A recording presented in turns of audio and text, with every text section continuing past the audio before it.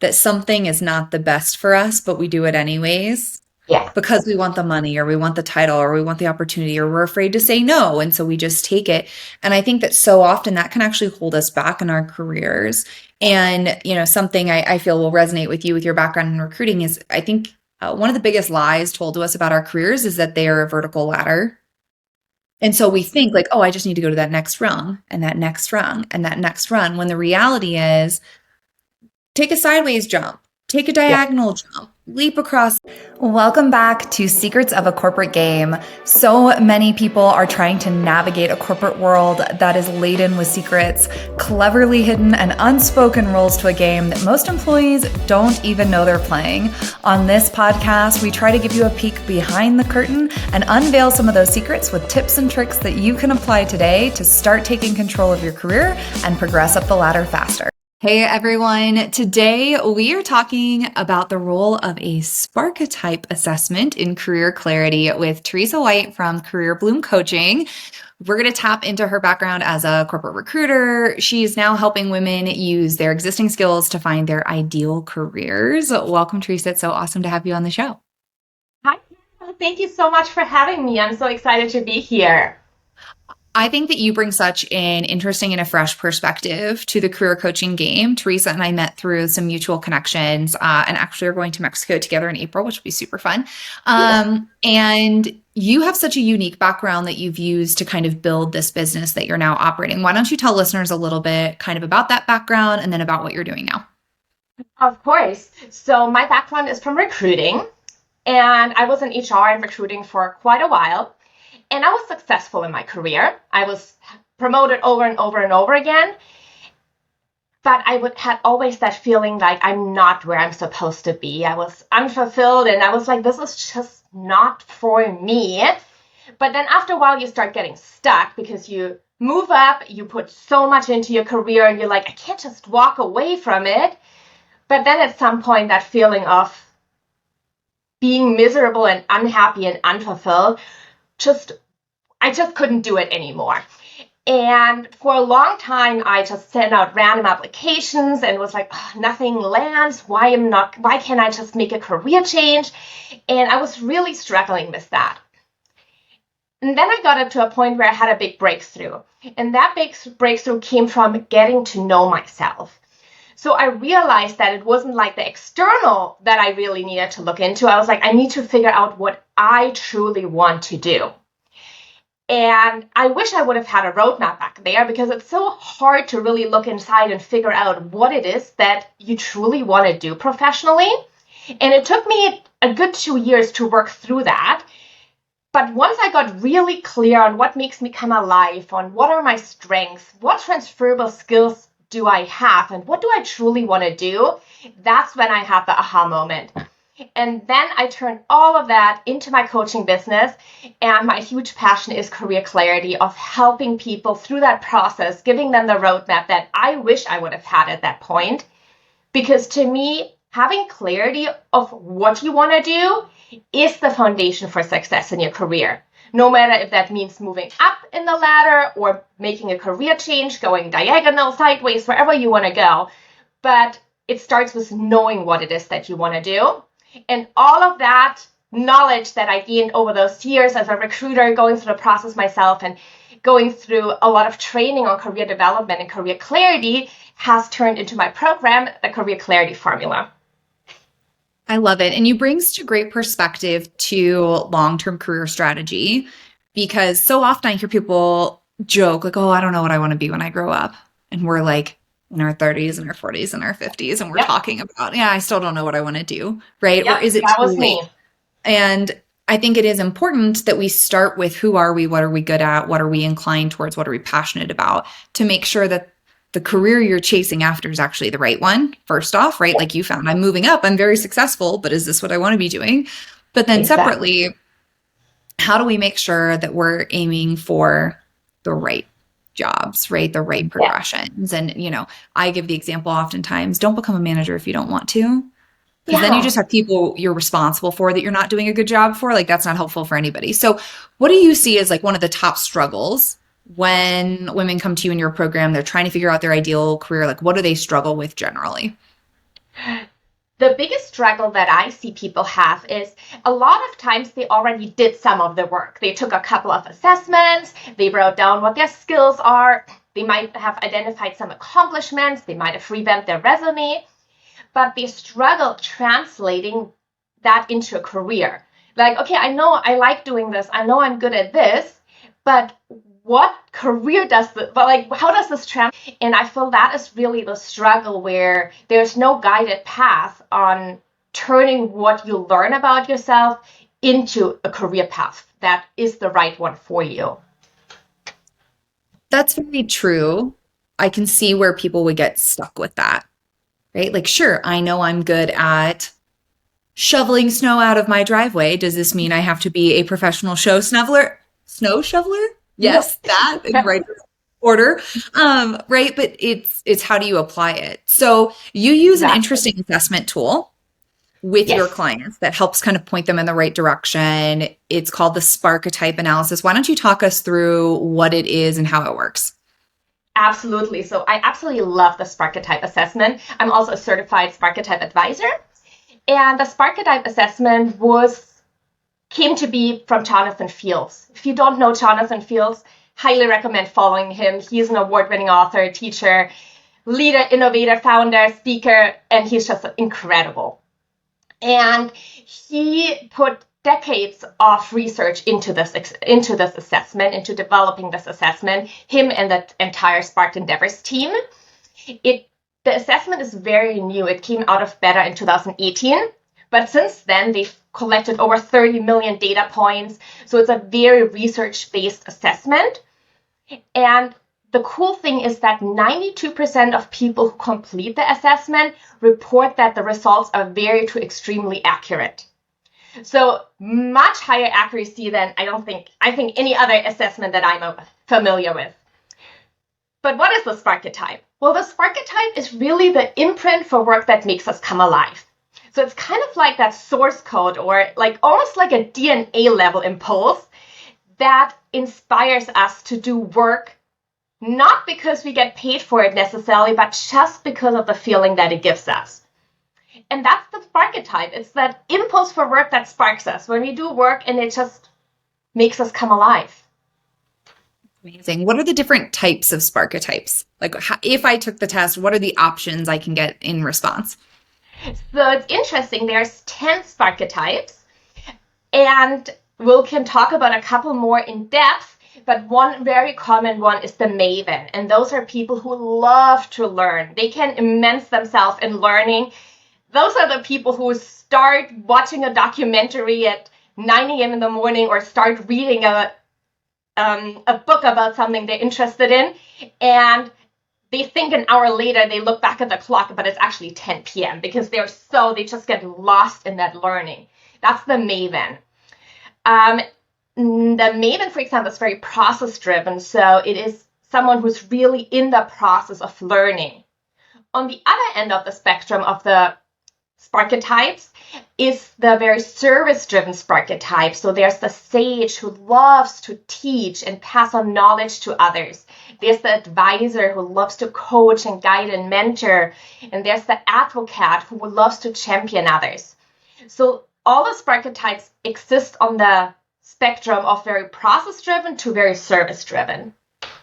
Awesome. I'm thinking, I don't want to jump ahead because we're going to get to it, but I'm thinking about my own results in that lens, and I'm like so curious. So for anybody who's listening, or who has followed me for a long period of time, you know that I'm not usually a huge fan of assessments, just in general. And I was sharing with Teresa before we started recording that the reason why is I always get like some three-way tie that doesn't make sense, or some like enneagrams. I'm like four different ones that don't have anything to do with each other. So a lot of the time it frustrates me because I'm very much mathematical, analytical, but I'm also very creative and driven towards, the service side. So I took the Sparketype yesterday so that we could have this conversation and I would be prepared and understand kind of my perspective. And I loved it. So I'm excited to get to that. But before we jump into kind of my results and your results and where we see those aligning, say people go on, they take the Sparketype. It's free, by the way. So if you're listening and you're like, oh, I don't want to do another test, it's free and it's great. And it took like 3 minutes and I did it in a checkout line at the grocery. Don't worry about it. say they go on, they take it, they love it. How do they use it? What do you do with your results once you get them back? So there's different things you can do with it. So again, as Kendall said, if you type in Sparket type, but I'm sure it'll be linked in the show notes as well, the Sparket type assessment, it's free. It's no more than 10 minutes. And then you get your results. You can read the results, and maybe that is all you needed. Maybe you just wanted to learn more about yourself, and that's good. Maybe you want to dive deeper into it. You can get a premium profile if that is what you like. There's also a directory of certified Sparket type advisors who are trained in the body of knowledge to help you deepen your understanding and translate that into actionable results. And those actions can vary widely, and we can walk through some examples. But sometimes it means the Sparket type doesn't tell you the career that's right for you. It does not tell you like, oh, you should be a teacher and that's it. It's not that type of assessment. It is more about what sparks you, and that can almost be translated into any career out there. So maybe you just want to make tiny changes to your current career and view things from a different lens, or focus on some things. Develop your personal brand further by incorporating what you learn and gotten language to express that. Or maybe you realize like, what I'm doing is so out of alignment with what I want to do, I might have to make a bigger change.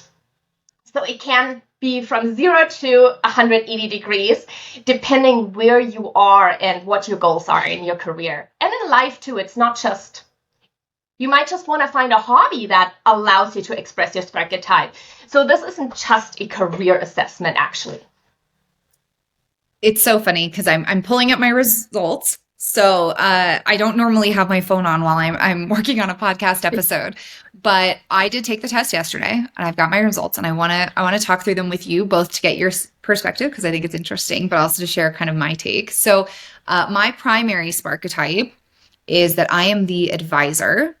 So my driver of work that I do is coaching, mentoring, and advising. You light up like nothing else when you play the role of the trusted advisor, the person who swoops in, develops sustained personal relationships, most often with individuals or small groups, cultivates trust and confidence, and creates the safety needed to coach or guide people in a hands-on, engaging way towards a desired end.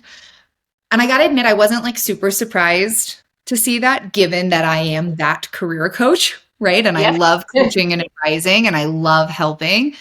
But it was interesting because even when I put this in terms of like my career, right, as an IT strategist and working in analytics, it says, even if you don't have a deep domain specific expertise, your ability to apply your unique lens, focused awareness, and skills as an advisor to give anyone what they need nearly in any endeavor.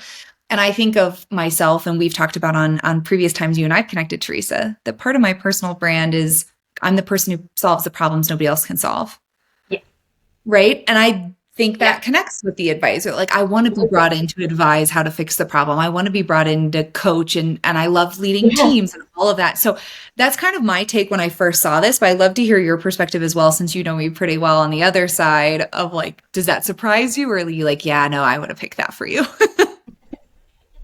I could pick a Sparket type, and I try not to, but it does not surprise me at all. And I was also thinking about you in both roles, one as a coach and as a leader in IT. And I was wondering if those situations where you get to share knowledge and encourage others to learn, where you get to advise, develop other leaders, which I assume you probably do as a coach as well as in your corporate career, helping others on their career path, are those moments that really, really make you come alive.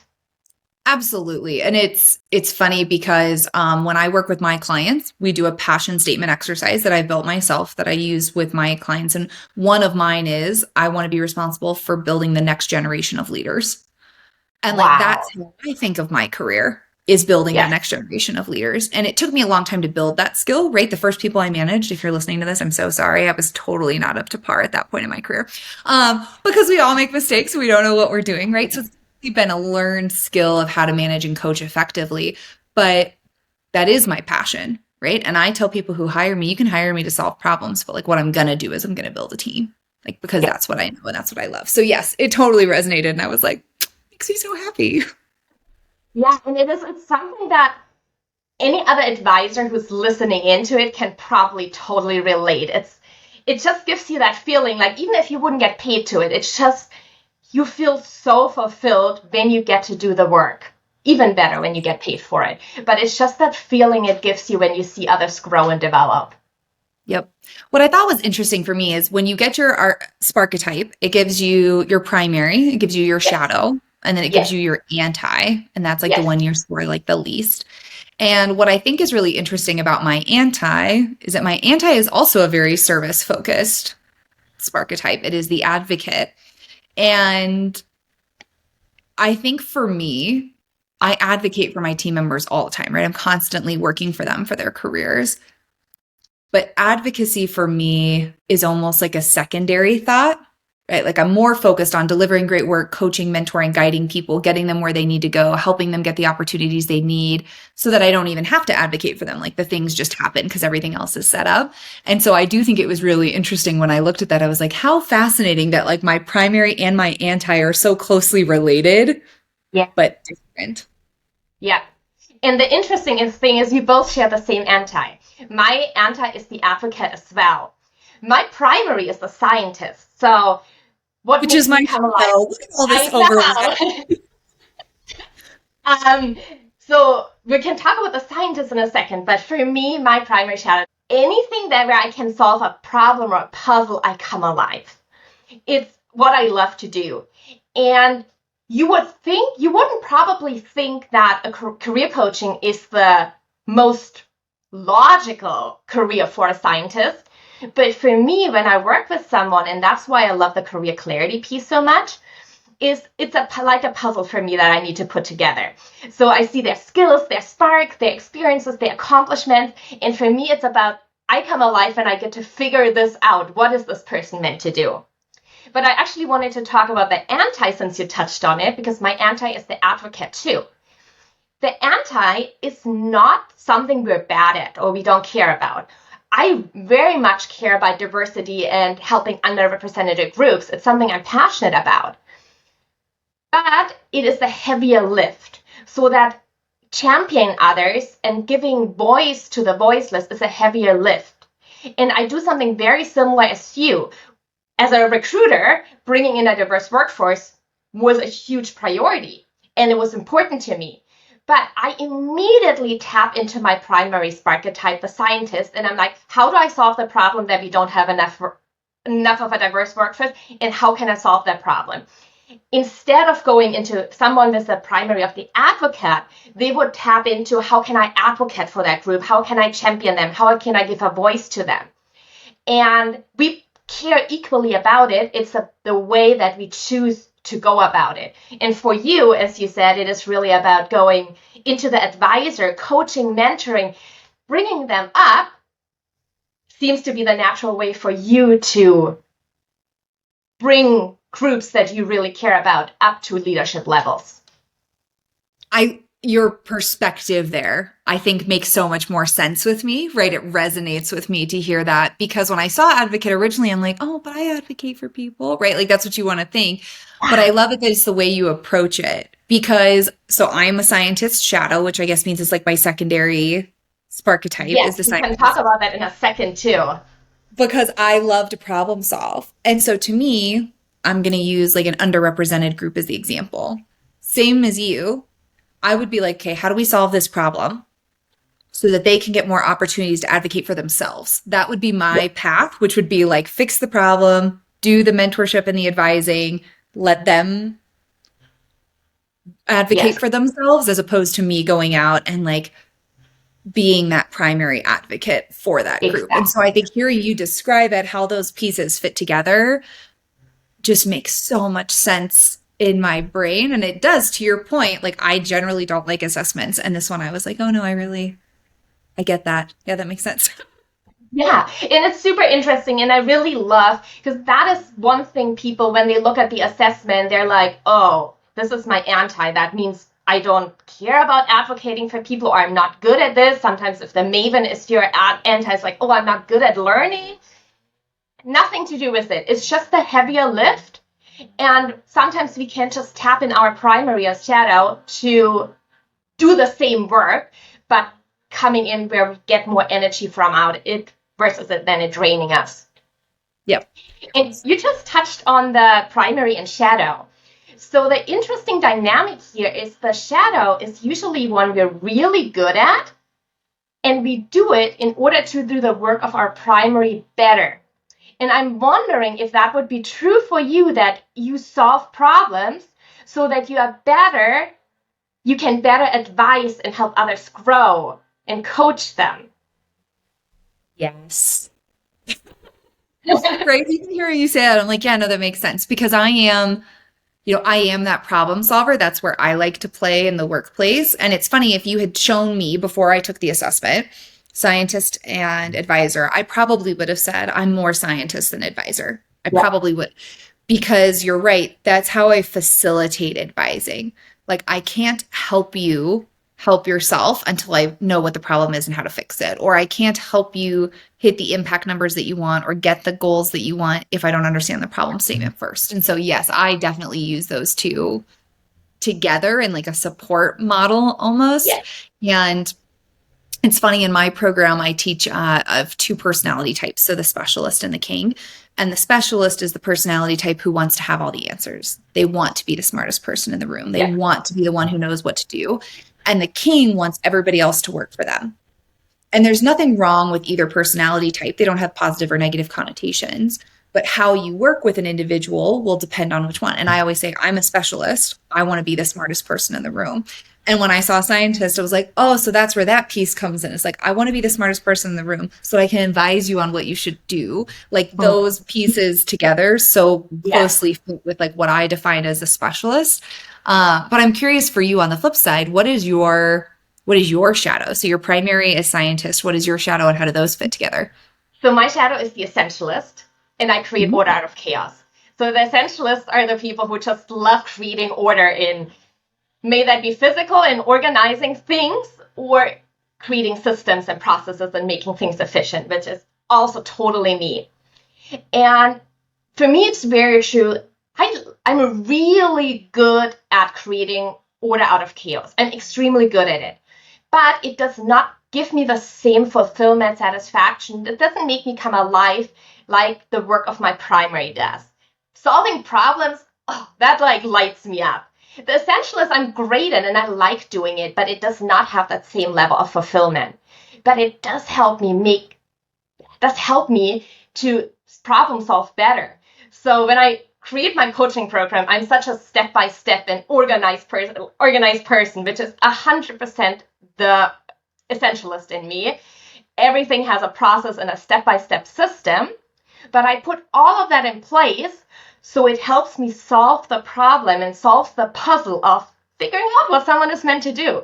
And that's the scientist. You know, it's interesting in writing my book that I'm working on, you know, I am that advisor. I want to help you. I want to be there. I want to be in lockstep. But writing the book almost requires you to do some of that essentialist work. You have to distill it to the point where if I hand you the book and I'm not around, you can still do all the things I want you to do. Yeah. And I was talking the other day with a friend that I said, you know, it's making me a better coach because it has to have process and it has to have organization. It has to be clear so that you could read it and walk away and go do it, which is making it easier for me to communicate it to people. But it isn't that same kind of like spark life-giving energy for me. It's very helpful and I see its value, but it isn't something that lights me up necessarily. So it's so cool to hear that that is the thing that like encourages you and helps you solve those problems and brings you that kind of satisfaction. So I can definitely see how all of these sparketypes kind of play to different people's strengths and help you be successful in whatever you decide to do. Yeah, totally. What are some success stories that you have? I mean, obviously, I'm a success story. Just kidding. But like taking this test, I completely see how it applies to what I'm doing. And if nothing else, it's good confirmation for me of like, yes, you are on the right path. You are doing things that light you up and give you that joy. What are some success stories you've seen where maybe somebody took the test and was like, nope, we need to pivot. We are in the wrong spot, or got that confidence of like, yes, this is the direction I'm supposed to go, was able to fully lean in? And most of the time when someone takes a Sparket type assessment, they call me right after and they're like, well, my life suddenly makes sense. Like every decision I've ever made, like I suddenly figured out why I did what I did. One client I recently worked with, I thought that was so interesting. So she was a technical corporate finance project manager, and she wanted to move up to a director of corporate finance. That was her goal.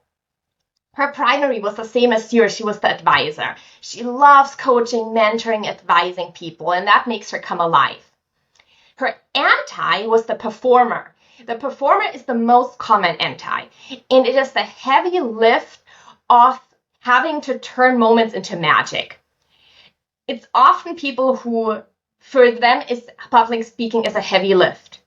Not saying they're bad at public speaking, but it's very draining. They're just exhausted after they have to be the person who is on stage, is in the spotlight. It's incredibly draining.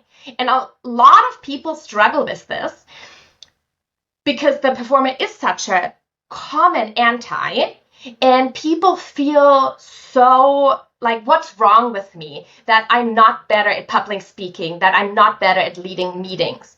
And taking the Sparket type in the case of my client as well was such a weight off their shoulder, like nothing at all is wrong with you. This is nothing you're bad at. It is the heavy lift. It takes the most energy out of you. Doesn't mean you can't do it, but if you do it, you want to plan a recovery time after. So for her, as a project manager, she was leading meetings nonstop. And she really saw it as she had to enliven and energize the meetings. And it drained her to a point where she was very close to burnout. Because when we do so much of our heavy lift, that is the direction it takes us.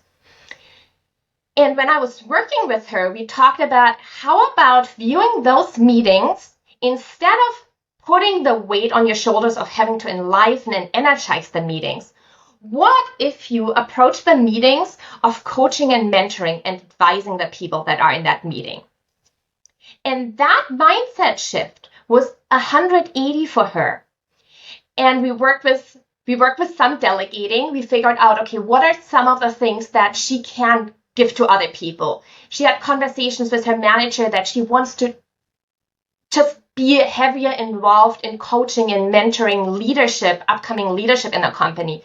But the biggest switch was really looking at the meetings, taking it away. You don't have to enliven it. You don't have to energize it. Take that pressure off and just focus on how can I coach and mentor the people that are on this call. It's such a great mindset shift, right? And I feel like a lot of the time, the things that hold us back in our careers or in our relationships are those almost like perceived notions of how something should work, right? Like I love this example of the meeting. She felt like she had to energize it. She had to lead it. She had to be in charge, when in reality, if she had approached it thinking, oh, I'm coaching and mentoring people on this call, much more life-giving, right? Yeah. And so often when I work with clients, that's what I see is your mindset and approaching a situation is what's making it difficult. So I love that the Sparket can shift you in your mindset away from, hey, you perceived that it had to happen this way. What if we did it this way? That would align with you better. That would help you more. And so that's such a great application for how the tool can help you, even just not a huge job change, not an overhaul, but more of how do we reframe the present. So we've probably got time on today's episode for one more example of a success story, if you have another one that you'd like to share with us. Sure. Yeah, I also wanted to highlight with her, of course, in other cases, she could totally say like, I want to do a career change and go into learning and development, but that is not like, that's the beauty of the Sparket type. It doesn't tell you like, you have to be a trainer. So it's really up to you, but like, do I want to pivot or maybe slowly over time develop myself more in that direction? Another client that I worked with, her primary was the maven. So the maven is someone who loves to learn. And this story is going to be more about personal brand building. So she was a senior account manager and also wanted to move up, but just wasn't sure if she's really on the right path or if she wanted to do something different. And as I said, her primary was the maven. Her anti also was the performer. And as an account manager, she was a lot of times in the role of having to be the performer. And we'd had a similar conversation with her where we're like, okay, what are the moments that make you come alive at work? And it was really the moments where she got to learn. And it was really interesting because she approached building relationships from a different angle. She wasn't the sage who would teach others. She wasn't the advisor who wanted to guide or coach. She wanted to learn everything she could about someone else. And that helped her build really deep relationships because she was just endlessly curious and she would ask all those questions. So her client base, she had a really deep relationship with them because of that, building those deep relationships with the client that come from asking good questions and being genuinely curious. And that brought on all her success. And in her example, it was the same that she did not want to tap into her performer much and be in charge of those meetings. And she had a large team under her, so she was actually able to delegate a lot of the tasks that were that heavy lift for her to other people on her team. And even though as the leader of the team, she was more in charge of leading her team, but she wanted to keep those client relationships also. So as you were talking about the specialist and the king, she really didn't want to just be the king. She wanted to be really into the client relationships because that made her come alive. And that was a huge aha moment for her of, okay, if I move up the ladder, I will do less of that and I will do more of my anti because it will be more performance and less clients. So she actually made a conscious decision to not go for a role. There was an open position for a director of relationship management. She made a conscious decision to not apply for it because it would have led her to do less of her more of her anti and less of her primary. She knew there was other paths for her to move up that she wanted to tap into. But again, for her, it was most important to stay true to herself versus just moving up the ladder to make more money, even though that would have been less fulfilling for her. That example, I think, is so excellent because how often do we know that something is not the best for us, but we do it anyways? Yeah. Because we want the money or we want the title or we want the opportunity or we're afraid to say no. And so we just take it. And I think that so often that can actually hold us back in our careers. And, something I feel will resonate with you with your background in recruiting is I think one of the biggest lies told to us about our careers is that they are a vertical ladder. And so we think like, oh, I just need to go to that next rung and that next rung and that next rung, when the reality is take a sideways jump, take a diagonal jump, leap across. And I have a recruiter that I worked with who called it a lattice, right? It's not a ladder, it's a lattice. Yeah. And I love that visualization of like, you're right, you're moving all over the place. That doesn't mean you don't end up at the top over here, Absolutely. But you don't have to go straight up. And in fact, straight up doesn't even make that much sense. And so to be able to use this Sparketype to realize, hey, this next move is actually not the right move for me. I'd be much better off applying my skills over here where I could do more of the things that light me up. I think that that's a wonderful takeaway. So we're almost at the top of our episode. I ask everybody who comes on, if listeners could start doing one thing tomorrow that you think would make the biggest impact in their careers, their life, their happiness, what's the one thing that you would tell them to go do? What's that one piece of advice to start with?